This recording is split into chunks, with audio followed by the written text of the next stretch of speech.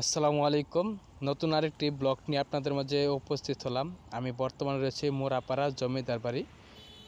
এখন যে গাছগুলি দেখতে পাচ্ছেন এগুলো কিন্তু প্রায় প্রত্যেকটি কিন্তু 100 বছরের অধিক পুরাতন গাছগুলো। এটা পুরাটাই কিন্তু আম বাগান, পাশেই রয়েছে কিন্তু মেইন রোড। আমি এসেছি গাউসিয়া থেকে, একটি অটো ধরে চলে আসলাম মোরাপাড়া। এখন আমরা রাজবাড়িটি ঘুরে ঘুরে দেখব, আপনাদের মাঝে শেয়ার করব। এই হলো মেন রোড। চলুন আমরা ভিতরের দিকে প্রবেশ করি। ভিতরের দিকে আসতেই এরকম পড়ে যাবে মূল ফটক। এই ফটক দিয়ে আমরা চলে যাব মূল রাজপ্রাসাদের দিকে। এইখান থেকে কিন্তু রাজপ্রাসাদটি শুরু। আমরা এই গলিটি ধরে ভিতরের দিকে প্রবেশ করব। আমরা এখন ভিতরের দিকে প্রবেশ করছি।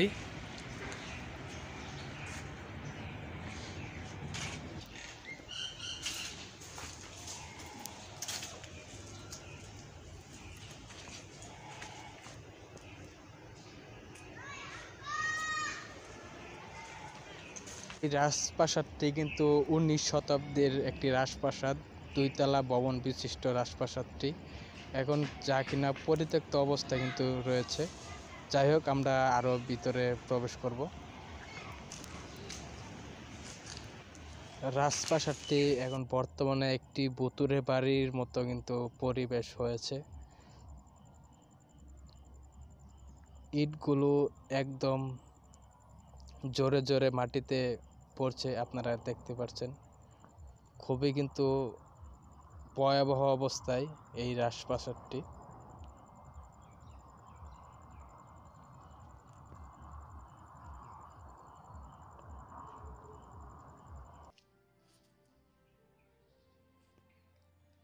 আমরা একটু সামনের দিকে আগে দেখি অতিকটা কি অবস্থা। এই রাজপ্রাসাদটি কিন্তু বিশাল বড়। ওই দেখা যাচ্ছে বাউন্ডারি, একদম রাজপ্রাসাদের ব্যাক সাইড অর্থাৎ পিছনের সাইডের বাউন্ডারি কিন্তু দেখা যাচ্ছে। অনেক পুরাতন একটি রাজপ্রাসাদ। চলুন আমরা একটু বাহিরে গিয়ে দেখি বাহিরটা দেখতে কেমন। এই ছিল রাজপ্রাসাদের পিছনের সাইড। আপনাদের মাঝে সামনের সাইডটা অবশ্যই শেয়ার করব। তো ভিডিওটি আপনারা একটু মনোযোগ দিয়ে দেখবেন, কেউই প্লিজ স্কিপ করবেন না।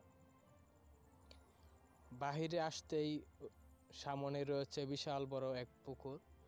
পুকুরেও কিন্তু একটি ঘাট রয়েছে, যা কিনা বর্তমানে ঘাটটি বিলুপ্তির অবস্থায়। আর এক একটি গাছ কিন্তু অনেক পুরাতন একটি গাছ। পুরোটা পুকুর কিন্তু কচুরি পানায় ভরপুর এই ঘাটটি।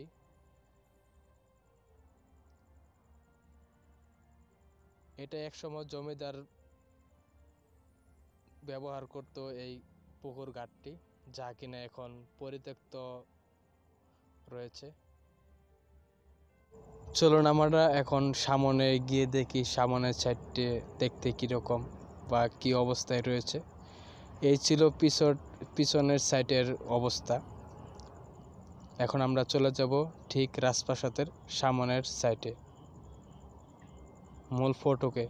দেখেন কি বাজে অবস্থা। আর প্রাচীনকালের বাউন্ডারি কিন্তু অনেক মজবুত করে দেওয়া হয়েছিল, যা কিনা ইটগুলো কিন্তু এখনো স্থায়ীভাবে দাঁড়িয়ে রয়েছে। এটা এক গোপন সুড়ঙ্গ।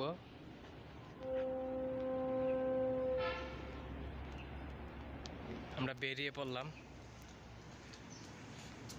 এখন আমরা ওই পাশটায় চলে যাব।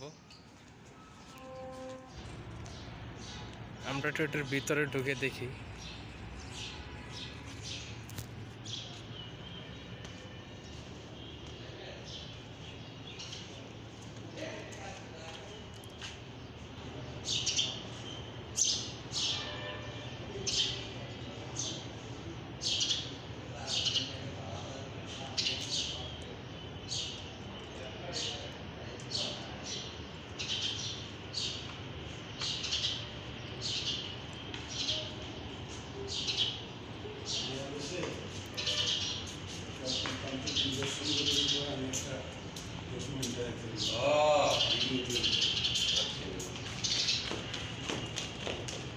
সেই যাবেন না খালি শিকলটা আছে সেই যুগের আর গেটটা সেই যুগেরও শিকল। হ্যাঁ, আর অন্য কিছু না, কিন্তু তালাটা আছিল, তালাটা নিচে গেছে। তালা আছে তো ভিতরে। এরকম বড় তালা না, এইটা না, এই তালা এরকম বড় আছে। ওই কলেজ চলাকালীন যে খোলা থাকে ওটা ভিতরেও যাওয়া যায়। হ্যাঁ, এটা বন্ধ সরকারি। এটা ভিতরে প্রবেশ করা যায় না? হ্যাঁ, প্রবেশ করা দেখি না। জগদীশ বাবু জমিদারের এইটা সইটা।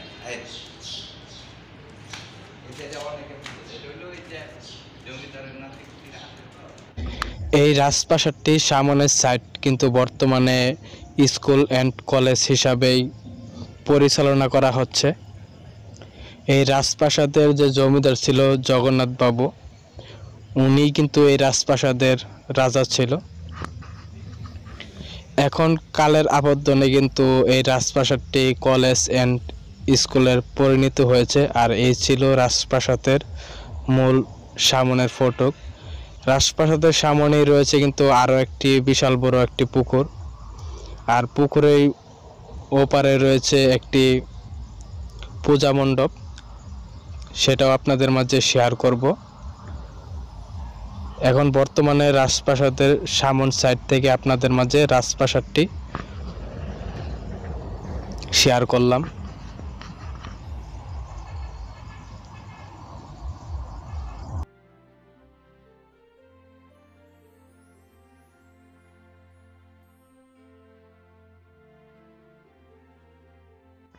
এই একটি রাজপ্রাসাদে কিন্তু দুইটি পুকুর, এর আগে আপনাদের মাঝে একটি পুকুর শেয়ার করেছি যা কিনা এখন বর্তমানে পরিত্যক্ত। আর রাজপ্রাসাদের সামনে কিন্তু আরেকটি পুকুর রয়েছে। এটি একটি পূজা মণ্ডপ। জমিদার আমলে কিন্তু এই পূজা মণ্ডপেই পূজার কাজগুলো সমাপ্তি করা হতো। এছাড়াও পাশেই রয়েছে চিতাশালা, এখানে সকল মরদেহগুলো কিন্তু সমাপ্তি করা হতো। আর এই জমিদার রাজবাড়িটি কোথায় অবস্থিত আপনাদের মাঝে যদি একটু ইনফরমেশন দিয়ে দিই তাহলে আপনাদের অনেক সুবিধা হবে যারা এখানে ঘুরে আসতে চান। এটি হলো নারায়ণগঞ্জ রূপগঞ্জ উপজেলা, মোরাপাড়া জমিদার রাজবাড়ি।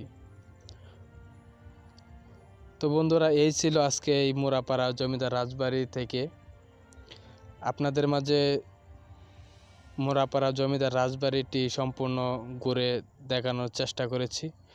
যদি আপনাদের কাছে ভিডিওটি ভালো লাগে প্লিজ চ্যানেলটি সাবস্ক্রাইব করে দিবেন।